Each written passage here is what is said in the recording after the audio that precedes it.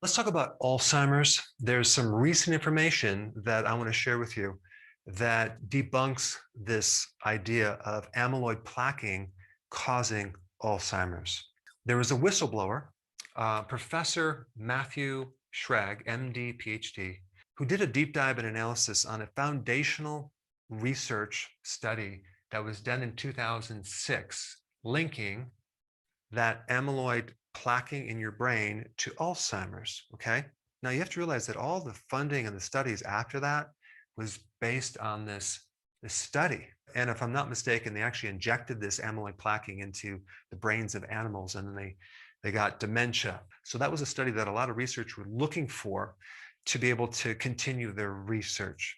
Because so many studies at the time did not show positive improvement when they tried to lower plaquing or trying to block plaquing in the brain. So in other words, this theory of plaque causing Alzheimer's just never took off. It never showed results.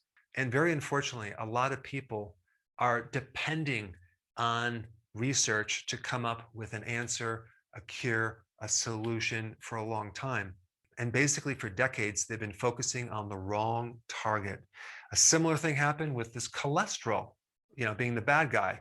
This hyper focus on cholesterol is the root of your heart problems has been going on since the 50s, all based on some research in the 50s, where they selectively omitted certain information out of that study, which gave you the different conclusion that cholesterol was bad. And of course, it also happened with this theory of depression being a chemical imbalance.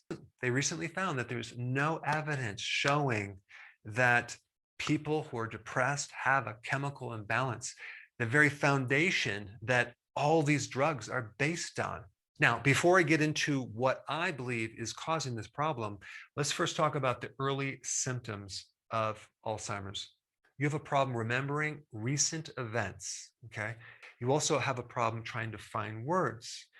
You have an issue with spatial location. Trying to navigate through town without a GPS is very difficult. And this relates to a part of the brain called the hippocampus, which is all about trying to locate yourself in space.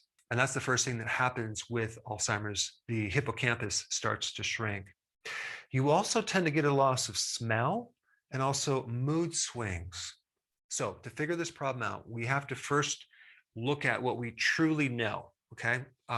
Well, we do know in Alzheimer's that the brain does shrink, and it starts off with the hippocampus. We also know that people who are getting Alzheimer's are getting younger and younger. People who are 45 years old, even people in their 30s and even 20s are getting Alzheimer's, which is insane.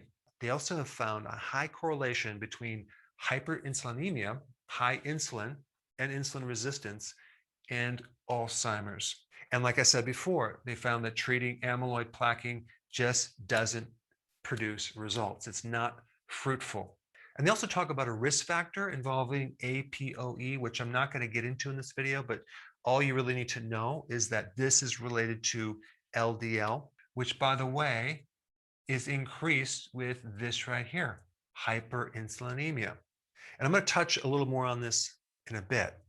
But what I did is I started looking at alternative theories to Alzheimer's, okay? And I looked through a lot of data, and I spent a lot of time with dead ends until I found an alternative theory that just makes a lot of sense because there's a lot of additional information that aligns with this theory. And this alternative theory is based on that Alzheimer's is a lysosome storage problem.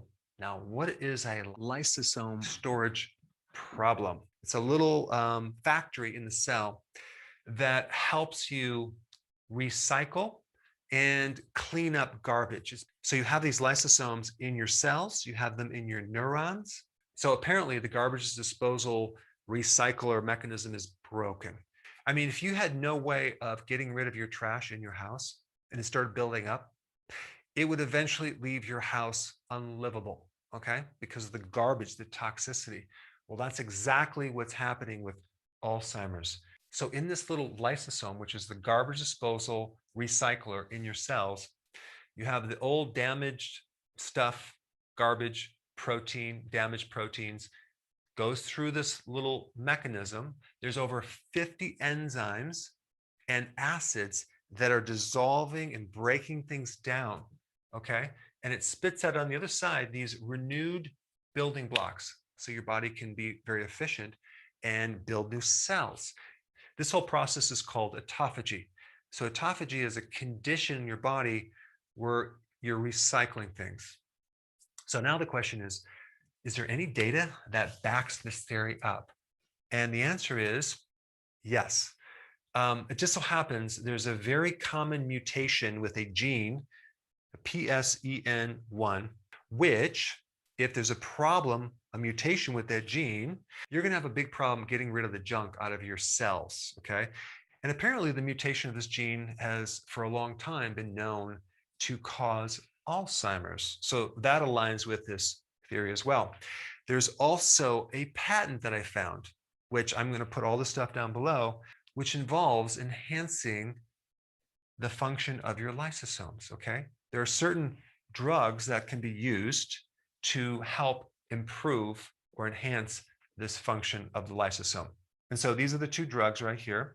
And this one decreases neurodegeneration. And this drug right here enhances neurogenesis. They're rebuilding the creation of new neurons.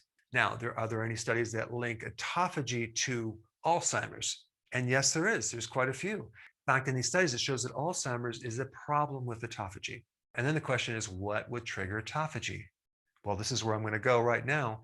But you have to realize that the most potent thing to trigger autophagy is fasting. And there's a tremendous amount of research showing that fasting improves Alzheimer's, okay? So a lot of these factors align with this theory. So to date, I think this right here is the most likely real cause of Alzheimer's.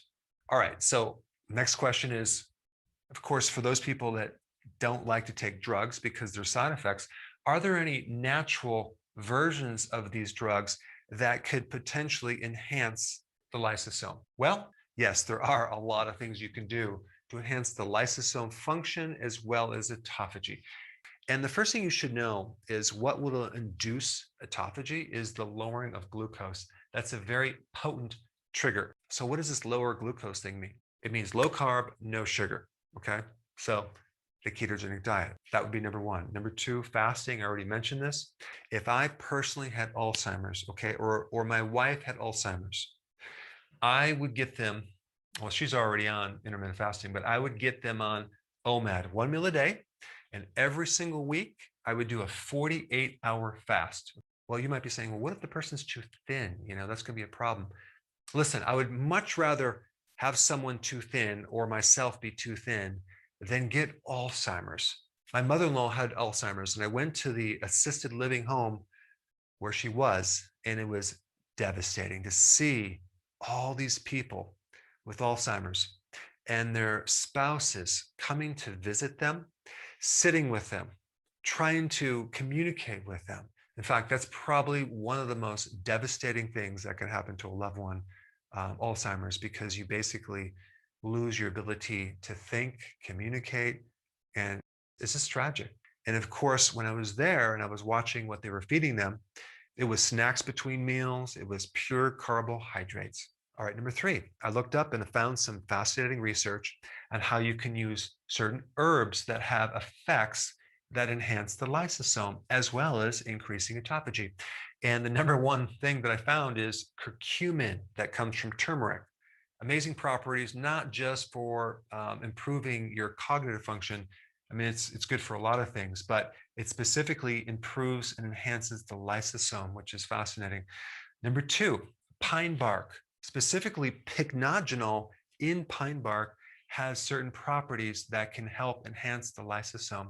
We also have the herb thunder god vine and green tea extract, okay? Specifically EGCG has significant effects of increasing autophagy. Omega-3 fatty acids, specifically DHA, has great effects increasing autophagy. I also found data on small chain fatty acids increase autophagy as well. And you get small chain fatty acids from your microbes. Your microbes make these fatty acids from the fiber you eat. And I'm talking about like salads, so that fiber hits the microbiome, and then they make these small chain fatty acids, which are very similar in chemistry to ketones. So going on the ketogenic diet, reducing glucose, and also increasing these right here, increasing ketosis is the beneficial thing. Exercise is also another significant inducer of autophagy. So we want to include that. And then we have sleep, cruciferous vegetables, certain phytonutrients in extra virgin olive oil. Make sure you get the real stuff. And lastly, heat and cold therapy. So in summary, Alzheimer's is not about getting rid of plaque. It's about getting rid of the garbage that accumulates in the lysosome, and you do that by enhancing autophagy.